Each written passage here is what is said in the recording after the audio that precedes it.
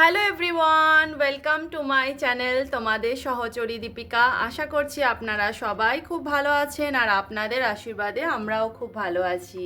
আজ হচ্ছে বৃহস্পতিবার, মানে সরস্বতী পুজোর ঠিক আগের দিন। তো এখানে আসার পরে আমি সরস্বতী পুজো ছোট্ট করে করি, যেহেতু মাম্মার পড়াশোনা শুরু হয়ে গেছে তার জন্য সরস্বতী পুজো কিন্তু আমি বন্ধ করিনি।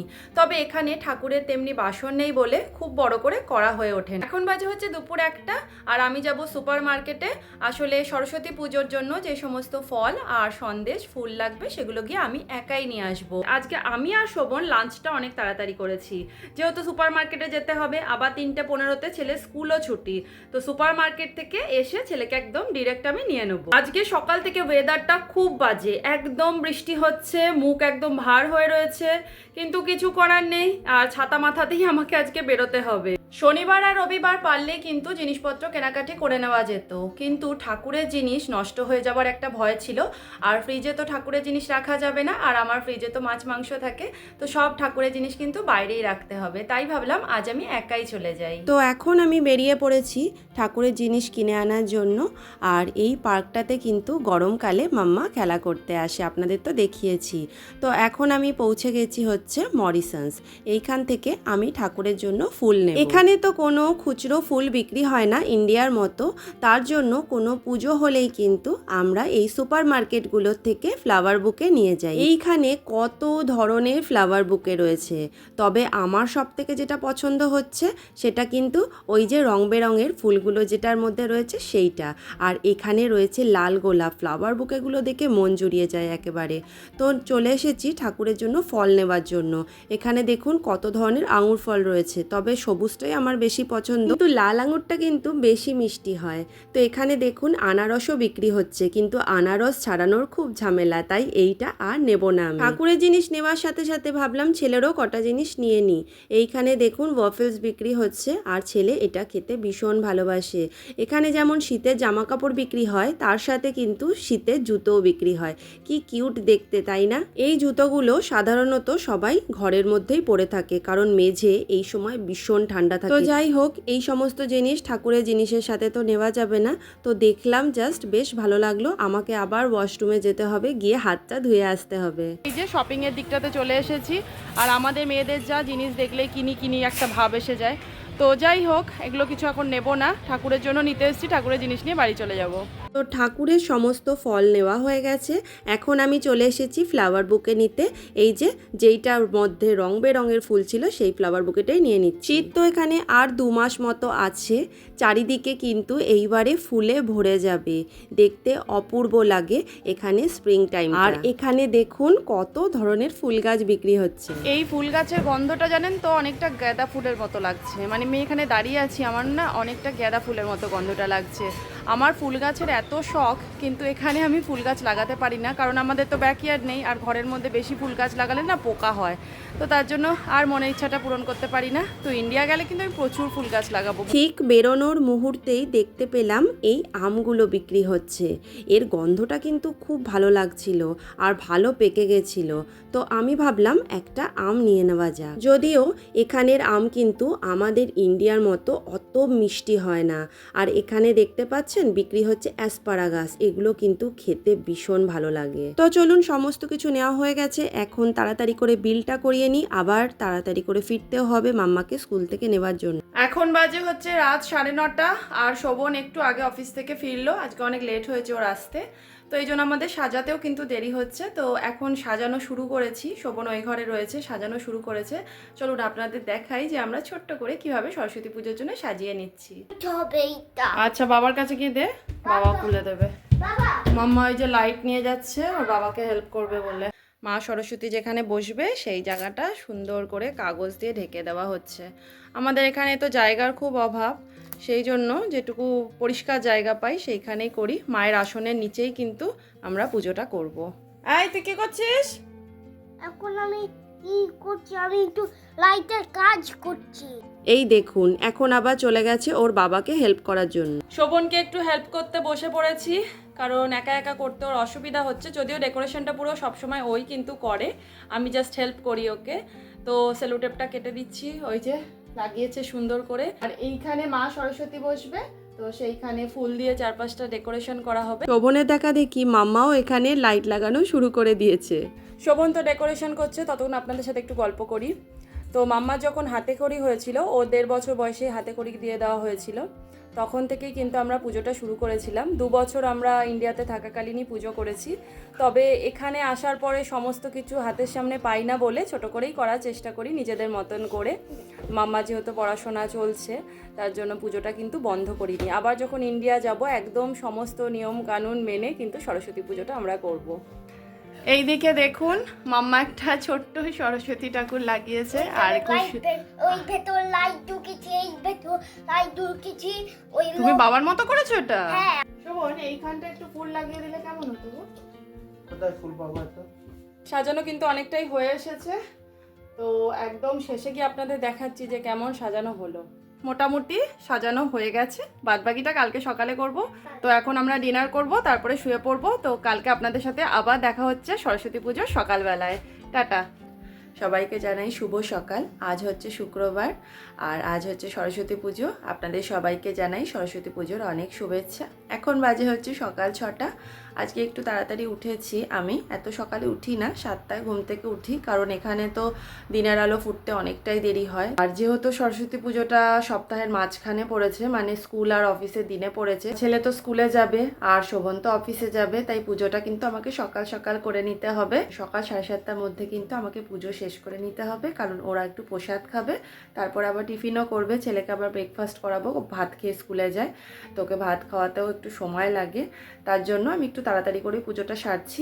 আগে আমি ব্রাশ করে নিই, তারপরে ঘর বারান্দা ঝাড় দেবো, ঘর মুছবো, তারপরে স্নান করে পুজোর সমস্ত গোছানো শুরু করব।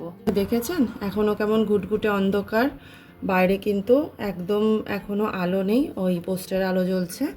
চলুন সমস্ত কাজ শুরু করি। কি করছো? এই যে একটু সাজিয়ে নিচ্ছি, এখানে প্রসাদ দেব মাকে, ভোগ নিবেদন করব। ভোগ মানে ওই প্রসাদ দেবো, ফল প্রসাদ আর মিষ্টি দেব। তো সেই জায়গাটা একটু সাজিয়ে নিচ্ছি। আর এই ফুল দিয়ে আমরা অঞ্জলিও দেব, একটু সুন্দর করে সাজিয়ে নিচ্ছি। কি সুন্দর লাগছে দেখো, সব ধরনের ফুলে, বলো। ভালো লাগছে। ঠাকুরের পুজোর জন্য আমরা এখানে ভালো সন্দেশই পেয়ে যাই, শুধু যেটা পাই না সেটা হচ্ছে রসগোল্লা। ঠাকুরের কাজ আমি অনেকটাই কিন্তু গুছিয়ে নিয়েছি। তো শোভন এখন স্নানটা করবে, ছেলে স্নান হয়ে গেছে, শোভন রেডি করছে ছেলেকে, আমি এদিকটা ততক্ষণ গুছিয়ে নিচ্ছি।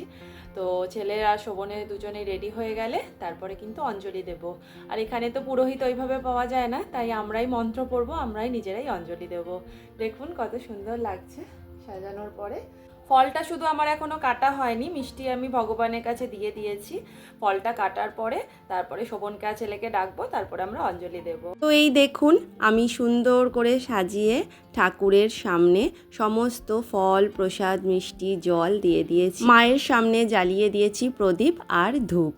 কি সুন্দর লাগে, ঘরে যদি কোনো পুজো হয় মনটা এত শান্তি লাগে না, সে বড় করে হোক আর ছোট করে হোক, পুজো মনকে শুধুমাত্র শান্তি দিয়ে যায়। এই দেখুন আমার সোনা বাবা একদম রেডি হয়ে গেছে অঞ্জলি দেওয়ার জন্য। আর ওকে কি কিউট লাগছে আপনাদেরকে বলবেন কিন্তু ওকে কেমন লাগছে।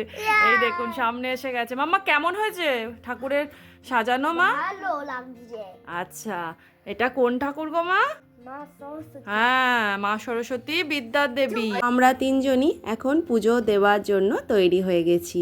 শোভন একটু ভালো করে দেখে নিচ্ছে সমস্ত কিছু সুন্দর করে সাজানো হয়েছে কিনা। তো আমরা এখন দিয়ে নেব অঞ্জলি, আর ভগবানকে ভক্তি ভরে যেভাবেই ডাকা হোক ভগবান কিন্তু অবশ্যই সে পুজো নিয়ে থাকে। তো মাম্মাকে আর শোভনকে এখন দিয়ে দিয়েছি প্রসাদ খেতে, আমি খাবো একটু পরে। আজকে ফল প্রসাদ খেয়েই মাম্মা স্কুলে চলে যাবে। আসলে আর হাতে সময় নেই, এখনই 9:45 বাজে, 9টার সময়ও স্কুল, রেডি করতেও 10 মিনিট টাইম লাগে। তো ফলটা খেয়ে নিক, ফল প্রসাদটা, তারপর ওকে রেডি করে দেবো। মাম্মার স্কুলটা যেহেতু আমাদের বাড়ির পাশে, তাই খুব একটা অসুবিধা হয় না দেরি হলে। তাড়াতাড়ি করে ছেলেকে রেডি করে দিলাম, এত দেরি হয়ে গেছে না আজকে। তো যাই হোক, মাম্মা শোভন তো বেরোলো, মানে শোভন অফিসে কোনো যায়নি, মাম্মা এখন স্কুলে চলে গেল, শোভন একটু দেরি করে বেরোলো, অসুবিধা নেই। আজকের ওয়েদারটা দেখুন শুধু, কি অদ্ভুত। একদিকে তো রোদ উঠেছে আর ঝমঝম করে বৃষ্টি হচ্ছে। এখন আমি চা নিয়ে বসেছি, আগে একটু চা খাবো, তারপরে রান্নার ঘরে রান্নার দিকে যাব। তো এখন আমি এসে গেছি কিচেনে, আর সবার প্রথমে ভেজে নেব বেগুন, কারণ আপনাদের তো বললাম আজকে বেগুন ভাজা, তার সাথে খিচুড়ি আর আলুর দম। আর মাম্মার আলুর দম আর খিচুড়ি দিয়েই হয়ে যাবে, ওর জন্য আর এক্সট্রা কিছু আমি ভাজছি না। তো এটা হতে থাকুক, ততক্ষণ আমি ওই যে আলু সেদ্ধ করে নিয়েছি সেটা ছুলবো। আর জানেন তো, ছোটবেলা থেকেই আমার খিচুড়ি খেতে খুব একটা ভালো লাগে না, তবে শোভন হচ্ছে পুরোপুরি খিচুড়ি পাগল, প্রচন্ড খিচুড়ি খেতে ভালোবাসে, ঠিক আমার বাবার মতো। আমার বাবাও খিচুড়ি খেতে ভীষণ ভালোবাসে। বাড়িতে কোনো অনুষ্ঠান হলে, বিশেষ করে পূজা পার্বণে, ফ্রাইড রাইস পোলাও কিচ্ছু হবে না, শুধুমাত্র খিচুড়িই হবে। আমাকে সরস্বতী পুজোয় পোলাও ফ্রাইড রাইস কিচ্ছু করতে দেয় না, ওকে ওই খিচুড়ি খেতে হবে। তো যাই হোক, তাড়াতাড়ি করে আলুটা ছুলে নি, কারণ বেগুন ভাজা হতে হতে কিন্তু আমার আলুটা না ছোলা হলে আমি কাশ্মীরি আলুর দমটা আবার বসাতে পারবো না। আর আলুর দমটা আমি আজকে কিভাবে করছি সেটা আপনাদের সাথে রেসিপিটা শেয়ার করছি। ভীষণ ভালো লাগে, নিরামিষের দিন কিন্তু আমি এই কাশ্মীরি আলুর দমটাই বানিয়ে থাকি, আর শোভনও খেতে ভীষণ ভালোবাসে। তো চলুন এইবারে আলুর দমটা করে নেওয়া যাক। সাদা তেলের মধ্যে এখন আলুগুলোকে ভালো করে ভেজে নিলাম। তো আলুটা আমার ভাজা হয়ে গেছে, এখন আমি ফোড়নে দিয়ে দিচ্ছি হচ্ছে কাঁচা লঙ্কা। আমি শুকনো লঙ্কা দিয়ে এটা করছি না, শুকনো লঙ্কা দিয়ে করলে বেশি ভালো হয়, যেহেতু ছেলে খায় আমি শুকনো লঙ্কা ইউজ করছি না। আর দিয়ে দিচ্ছি দুটো তেজপাতা, আর গোটা গরম মশলার মধ্যে দিয়ে দিলাম দারচিনি, এলাচ আর লবঙ্গ। এখন কাশ্মীরি আলুর দমের যে গ্রেভিটা হবে তার উপকরণগুলো নিয়ে নিচ্ছি। একটা বাটির মধ্যে নিয়ে নিয়েছি টক দই, তার মধ্যে দিয়ে দিলাম 1 চামচ কাশ্মীরি লঙ্কার গুঁড়ো, 1/2 চামচ হলুদ গুঁড়ো, 1 চামচ আদা বাটা, 1/2 চামচ ভাজা মৌরি গুঁড়ো। এইবারে আমি তেলের মধ্যে দিয়ে দেবো 1/2 চামচ মতো হিং। আর যে গ্রেভির জন্য মশলাটা রেডি করে রেখেছিলাম সেটা এখন দিয়ে দিলাম কড়াইয়ের মধ্যে। একদম কম আছে, একটু ভালো করে গ্রেভিটা ফুটে উঠলে আমি দিয়ে দিলাম পোস্ত আর কাজু বাটাটা। মশলাগুলো থেকে একটু কাঁচা গন্ধ চলে গেলে দিয়ে দিলাম আলুগুলোকে। এইবারে ঢেকে হতে দেব 10 মিনিট মতো। আলুর দম নামানোর সময় দিয়ে দেবো ঘি, কসুরি মেথি আর সামান্য গরম মশলা গুঁড়ো। কাশ্মীরি আলুর দম তো আমার রেডি হয়ে গেছে। এখন আমি বানিয়ে নেব খিচুড়ি, আর খিচুড়ির মধ্যে যে সমস্ত সবজিগুলো দেব সেগুলো ভেজে নিলাম। এইবারে মশলাটাকেও কষিয়ে নিচ্ছি। আমার খিচুড়িটা কিন্তু হয়ে গেছে। তার মধ্যে আমি দিয়ে দিলাম ভাজা মশলা, গরম মশলা, আর দিয়ে দিলাম অনেকটা পরিমাণে ঘি। যে কোনো স্পেশাল দিনে আপনজনদের জন্য অনেক ধরনের রান্না করে খাওয়াতে আমার কিন্তু বেশ মজা লাগে। সুন্দর করে প্লেটের মধ্যে সমস্ত রকম খাবার সাজিয়ে দিলে দেখতেও কি ভালো লাগে, তাই না? খিচুড়িটা হয়ে এসছে মোটামুটি, এইবারে আমি বানাবো সুজিটা লাস্ট। আর এখন বাজে 1টা দুপুর। শোভনের কিন্তু লাঞ্চের সময় হয়ে গেছে, ও মোটামুটি আর 10-15 মিনিটের মধ্যে মনে হচ্ছে চলে আসবে। তো সুজিটা যদি না রেডি হয় তাহলে কোনো অসুবিধা নেই, কারণ ও রাতেবেলা সুজি খায়, মানে মিষ্টি জাতীয় জিনিস ও রাত্রেবেলা রুটির সাথে খায়। এখন জাস্ট ওর খিচুড়ি, আলুর দম আর বেগুন ভাজাতেই কিন্তু হয়ে যাবে। তো আমি ঝপঝপ করে এখন সুজিটা বানিয়ে নিই, কারণ সুজি বানাতে যদিও বেশি সময় লাগে না, আমার কিন্তু তাড়াতাড়ি হয়ে যাবে অনেক। খুব সামান্যই করছি জানেন তো, আসলে আমার আবার খাওয়ার শেষে একটু মিষ্টি না খেলে না যেন খাওয়াটাই শেষ হয় না। আবার দেখুন না, আজকে দেখলাম ওই কিশমিশটাও ফুরিয়ে গেছে, তাই শুধু কাজু দিয়েই করছি। সুজির হালুয়াটাও মোটামুটি হয়ে এসেছে আমার। তো আজকের আমার সরস্বতী পুজো স্পেশাল রান্নাবান্না হয়ে গেছে। তো এই দেখুন কাশ্মীরি আলুর দম, এটা হচ্ছে বেগুন ভাজা, তার সাথে রয়েছে খিচুড়ি। আমার এই জাস্ট রান্না সব শেষ হলো, আর দেখলাম শোভনও লাঞ্চ করতে চলে এসেছে। তো শোভনকে আমি তাড়াতাড়ি করে লাঞ্চটা সার্ভ করে দিই। তাহলে আজ ব্লগটাও এখানেই শেষ করছি। আমার ব্লগ যদি আপনাদের ভালো লাগে তাহলে প্লিজ লাইক, শেয়ার, কমেন্ট আর সাবস্ক্রাইব করে আমাদের পাশে থাকবেন। আমি ফিরবো নতুন আরেকটা ব্লগের সাথে, ততদিন আপনারা ভালো থাকবেন।